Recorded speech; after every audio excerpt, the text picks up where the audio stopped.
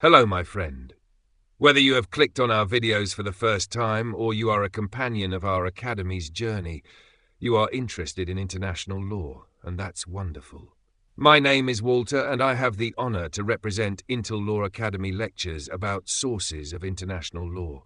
We have covered the first part of our road of talking about treaties in international law, which you can find in the playlist mentioned above. And now we are moving on to the second part. So let's begin.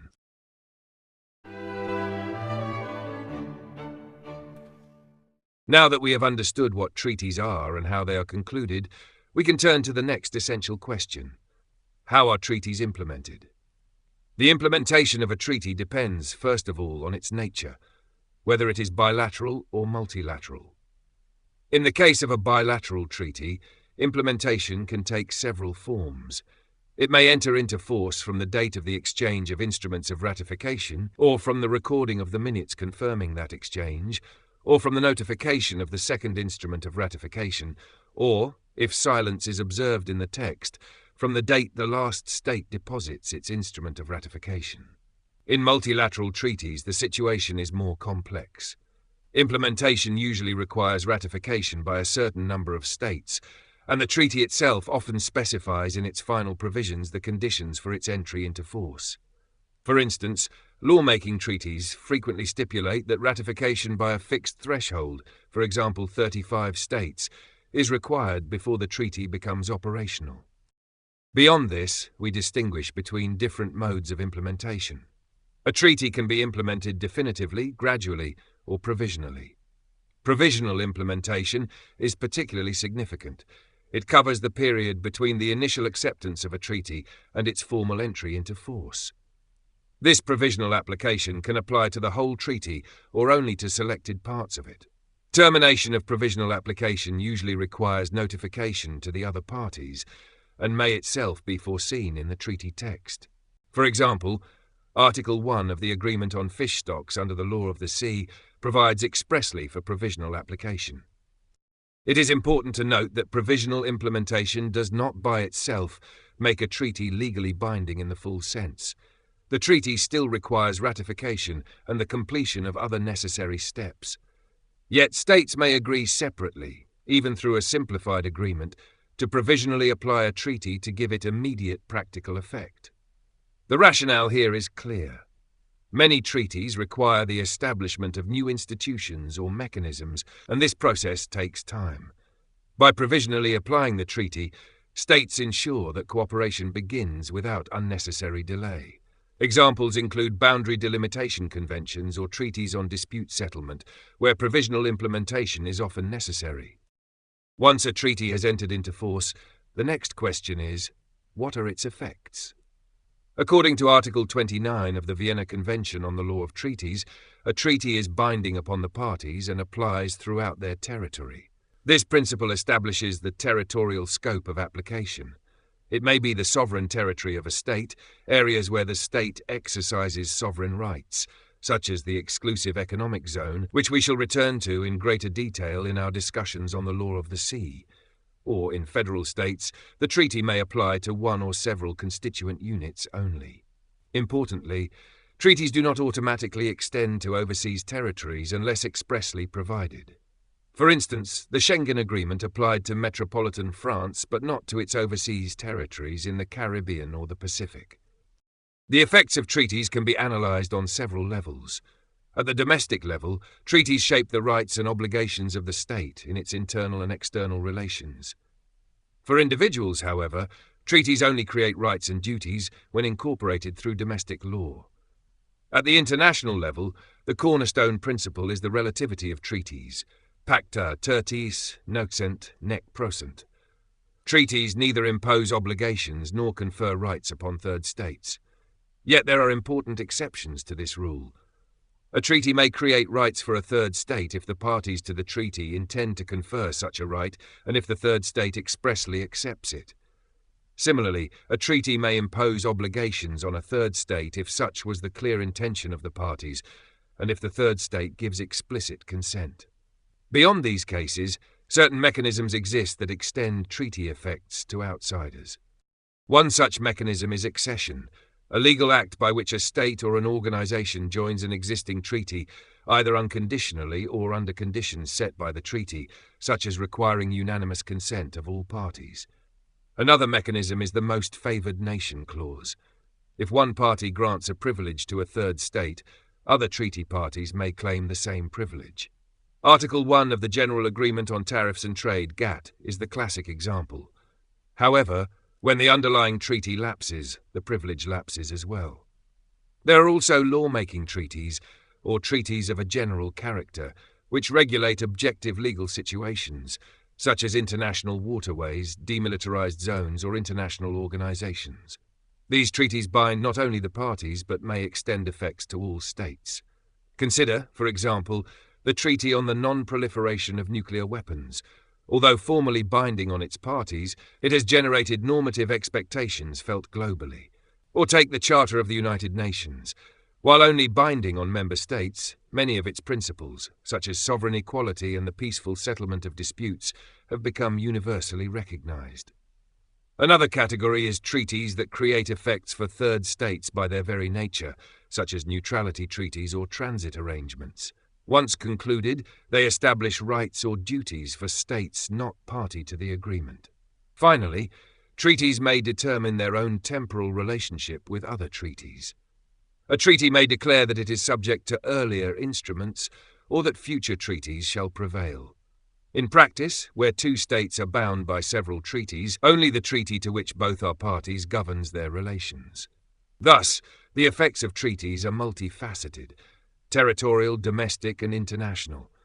They are anchored in the principle of relativity, but exceptions, through consent, accession, most favored nation clauses, lawmaking instruments, and institutional arrangements, demonstrate that treaties can radiate beyond their immediate circle of parties. After discussing the effects of treaties, we now turn to their interpretation. Interpretation is an intellectual and legal process, the act of determining the meaning of legal concepts contained in a treaty. Importantly, interpretation has a declaratory character. It is not a condition for the validity or enforcement of the treaty. Rather, it serves to clarify its meaning. Authority to interpret treaties may rest with different bodies. Legislatures or treaty-making organs may provide authentic or official interpretations. Courts or arbitral tribunals deliver authoritative, binding interpretations when disputes arise. Scholars, in turn, contribute scientific or doctrinal interpretations, which, while not binding, carry persuasive weight. Interpretation can be carried out by domestic bodies or by international organs. Domestic interpretation must not be tainted by bad faith, and if it is, it may give rise to international responsibility. Internationally, states themselves may interpret treaties, either unilaterally or collectively. A unilateral interpretation, for example, expressed through diplomatic channels or domestic authorities, has no binding effect on other parties. A collective interpretation, however, adopted jointly by all treaty parties, whether explicitly or implicitly, is binding and authoritative. International organizations also engage in treaty interpretation. Some of their judicial or quasi-judicial organs, such as the International Court of Justice, provide authoritative interpretations. In certain organizations, with the notable exceptions of the World Bank and the International Monetary Fund, the executive boards or governing councils may have explicit authority to interpret constituent treaties. Interpretations may be explicit or implicit, preventive or subsequent, depending on whether they are issued in advance or after a dispute has arisen. As for the rules of interpretation, international law recognizes a set of guiding principles, codified in Articles 31 and 32 of the Vienna Convention on the Law of Treaties. These include interpretation in good faith, adherence to the ordinary meaning of the terms, consideration of the treaty's object and purpose, reliance on context, including annexes and related agreements, and giving effect to the principle of effectiveness, ensuring the treaty is interpreted in a way that makes its provisions meaningful rather than redundant. Supplementary means of interpretation, such as the preparatory works of the treaty and the circumstances of its conclusion, may be used when the text remains ambiguous or obscure. Thus, interpretation is not a matter of rewriting or altering the treaty, but of faithfully uncovering its meaning, guided by law, fairness, and the treaty's own purpose. Treaties, like the international order they serve, are not frozen in time. Circumstances evolve, interests shift, and legal instruments often require adaptation. International law recognizes three main mechanisms: amendment, modification, and revision. Amendment refers to a formal alteration of the treaty's provisions, binding on all parties. Article 39 of the Vienna Convention on the Law of Treaties establishes that amendments must be adopted with the consent of all contracting parties. In multilateral treaties, Article 41 clarifies the procedure. Proposals are submitted, usually to the treaty's depository, and if accepted, the amendment becomes part of the treaty for everyone. An example is the Montreal Protocol to the Vienna Convention on Substances that Deplete the Ozone Layer, which introduced stricter controls on harmful chemicals through agreed amendments. Modification, sometimes called adjustment, occurs when only certain parties to a multilateral treaty agree to alter the treaty's effect as between themselves. This is permissible under Article 41 of the Vienna Convention, provided the modification does not affect the rights of other parties, undermine the treaty's object and purpose, or conflict with obligations owed to all. In essence, modification creates a partial layer of new obligations, valid only among the consenting states. Revision refers to a more comprehensive re-examination of the treaty as a whole. Many treaties contain built-in provisions allowing for periodic review or revision, often after a fixed number of years. Revision may update procedures, reflect new realities, or modernize substantive commitments. However, revision cannot strike at the core object and purpose of the treaty. Those remain untouched. Unlike bilateral treaties, where revision is rare and unnecessary, multilateral treaties often anticipate it, ensuring they remain responsive to global change. Across these mechanisms, one guiding rule is constant. Any alteration must respect the integrity of the treaty and the equality of its parties. Change is possible, but only within the disciplined framework of international law. Sometimes, despite all the formalities and solemnity, a treaty is not truly valid in the eyes of international law. The law recognizes that when the basic conditions of treaty-making are not respected, what results may be nothing more than a shell, an agreement with no binding force. This is what we call the law of invalidity of treaties. The starting point is that the validity of a treaty depends on several conditions: that the parties had legal capacity under international law, that the subject and purpose of the treaty were lawful, and that consent was freely given without coercion or deception. Where these are absent, invalidity arises. International law distinguishes between absolute invalidity and relative invalidity. Absolute invalidity means the treaty is void from the very beginning. It produces no legal effect and cannot be cured. This occurs when the treaty was concluded under coercion, when it contradicts a peremptory norm of international law, jus cogens, or when its obligations are so unequal as to offend the very foundations of fairness between states. In such cases, the treaty is null and nothing can revive it. Relative invalidity, on the other hand, applies where a defect exists, but only at the option of the injured party.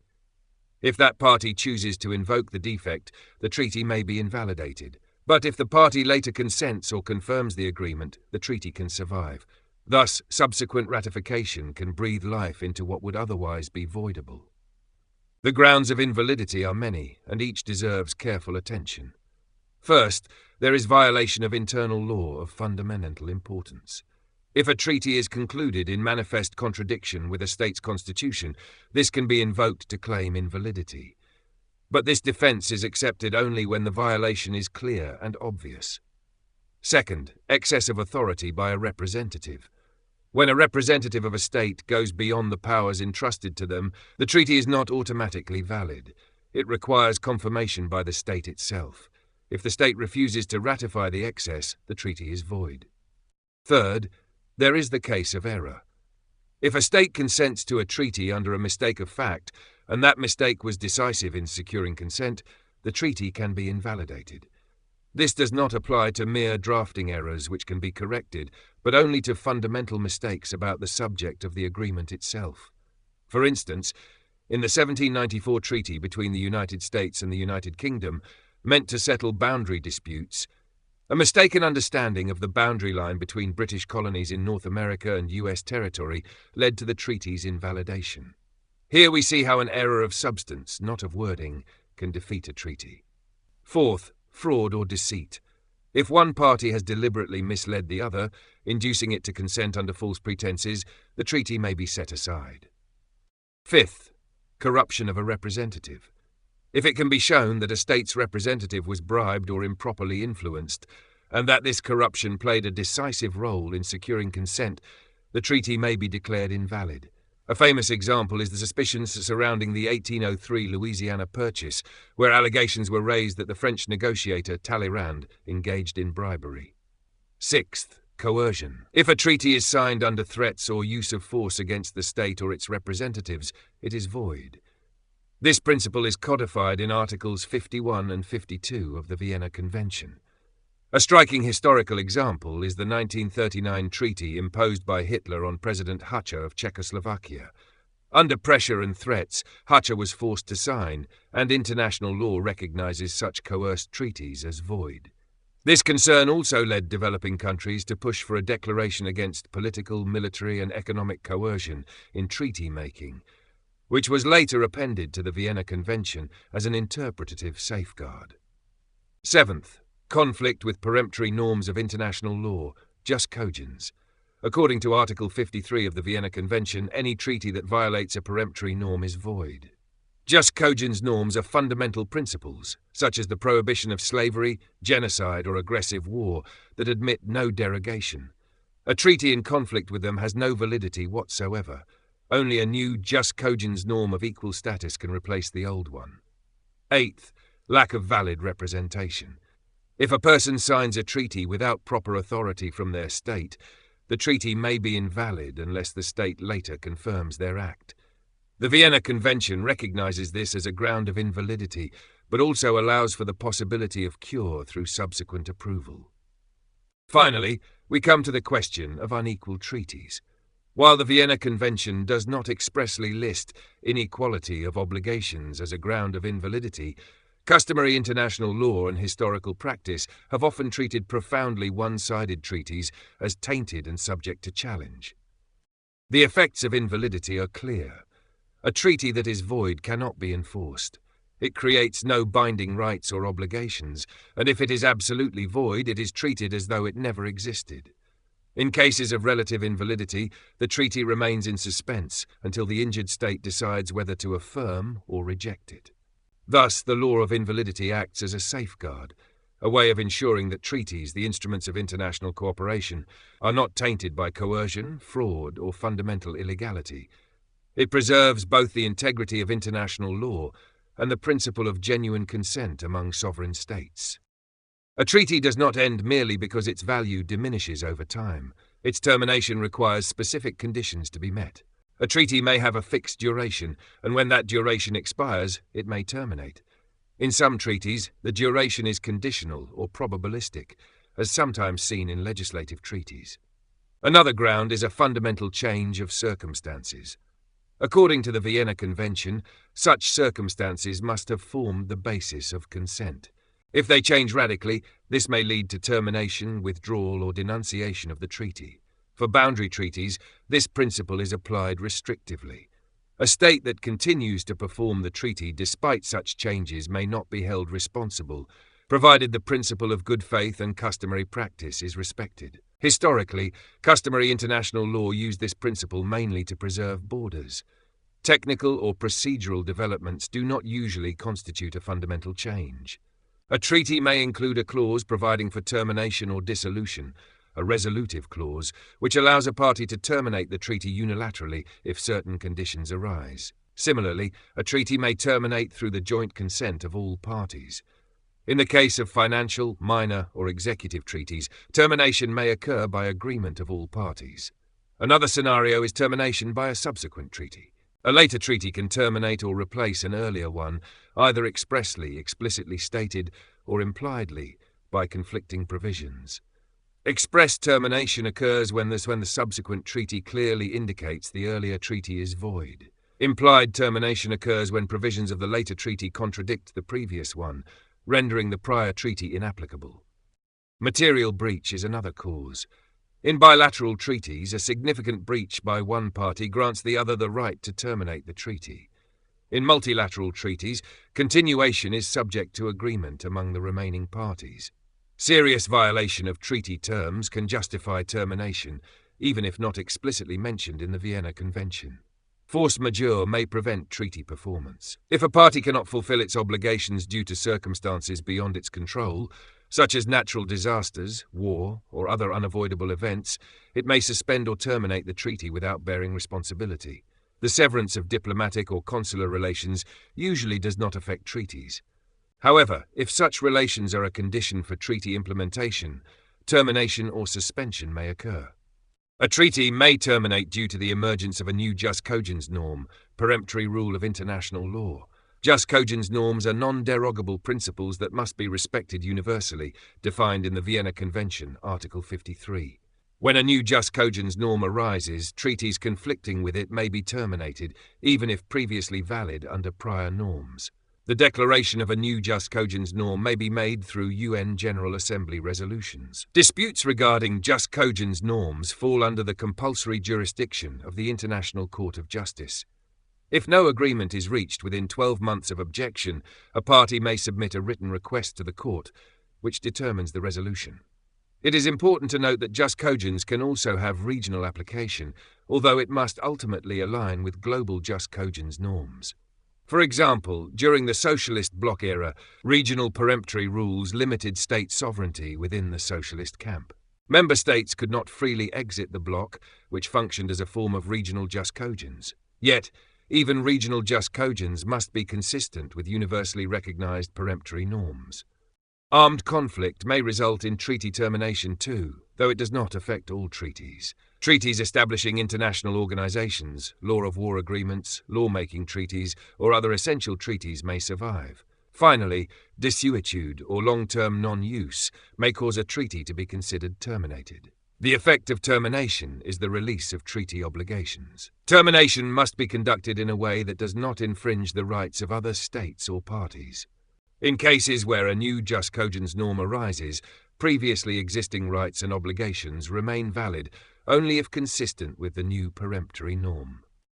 Sometimes a treaty may neither be void nor formally terminated, yet its execution can be suspended. This suspension, or temporary halt in the operation of certain provisions, can occur under the terms of the treaty itself, by agreement of some or all parties, or through the impact of a subsequent treaty. In multilateral treaties, suspension may require the consent of the parties concerned, while in bilateral agreements, it may result from mutual consent or a specific event stipulated in the treaty. During the period of suspension, parties must refrain from acts that would undermine the treaty's obligations. Their rights and duties under the treaty are essentially paused, but no party may take measures that would prevent the resumption of full treaty execution once the suspension period ends. For example, consider a treaty regulating maritime cooperation. If unforeseen geopolitical tensions arise, the parties may agree to temporarily suspend certain cooperative measures while still respecting the overarching framework of the treaty. Once the situation stabilizes, full execution resumes, with rights and obligations restored as though uninterrupted. Suspension thus provides flexibility within international law, allowing states to navigate temporary crises or exceptional circumstances without permanently terminating or voiding the treaty. It preserves the treaty's integrity while safeguarding the parties' legal interests and the possibility of resuming normal operations in the future. So, my friends, thank you for joining me and for your attentive listening. Today we have achieved our first milestone. We have thoroughly explored the first fundamental source of international law. We have covered its meaning, types, formation, execution, effects, interpretation, amendment, avoidance, termination, and even suspension. You have been an excellent audience following this journey closely, but our exploration does not end here. The IntlLaw Academy will continue to guide you through the rich landscape of international law, and next time we will meet again to dive into the next part of this exciting journey. Until then, keep reflecting, keep questioning, and stay curious.